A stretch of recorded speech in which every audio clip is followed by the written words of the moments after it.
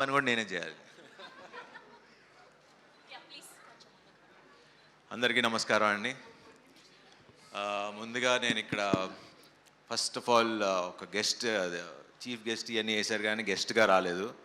ఒక UV family మెంబర్లా వచ్చా. సో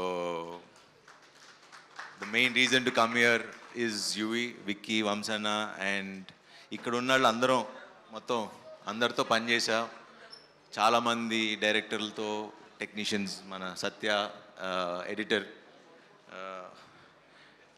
అలానే రదన్ మ్యూజిక్ డైరెక్టర్, మన గాంధీ, ఇంకెవరున్నారు, వశిష్ఠ చేయలా ఇప్పుడు చేస్తున్నారు యూవీలో. అంటే నేను చేయలేదు కదా, నేను చేసిన వాళ్ళ గురించి చెప్తాను. సో వీళ్ళందరూ బేసిక్లీ యూవీలో పనిచేసిన ప్రతి ఒక్కళ్ళు ఒకసారి ఒక సినిమా చేస్తే మళ్ళీ అది ఒక ఫ్యామిలీ మెంబర్స్గా అయిపోతాం. అండ్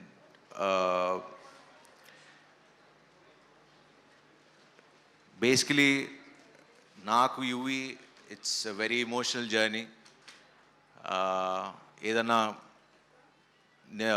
అంటే చాలా ఎమోషనల్గా ఉంది. బట్ రైట్ నో మన కార్తికేయ ఆల్రెడీ ఎమోషనల్గా మాట్లాడాడు. ఎక్కడ స్టార్ట్ చేయాలో అనేది టోటల్ కన్ఫ్యూజన్లో ఉన్నా. బట్ యా, సో ఈ సినిమాకి main hero first director Prashanth.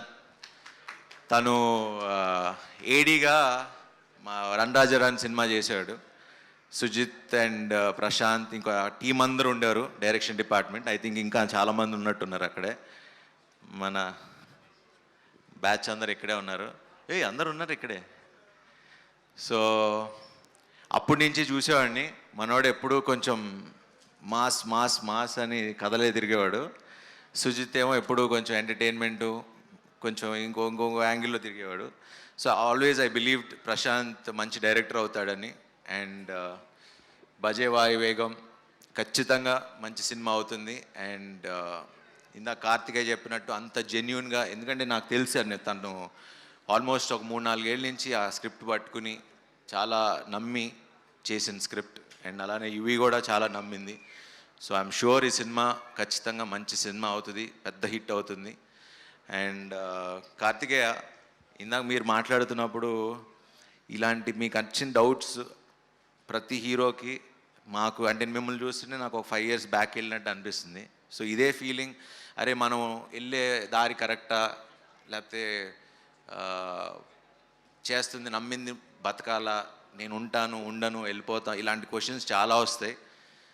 మీరు ఏదైతే అన్నారో మీ నమ్మకం కరెక్ట్ అని నమ్మి బతుకుతున్నారో అది నమ్మెళ్ళండి, తిరిగే లేదు. అండ్ నేను చెప్తున్నా, మీరు ఇక్కడే ఉంటారు and you will become a super star. ఎందుకంటే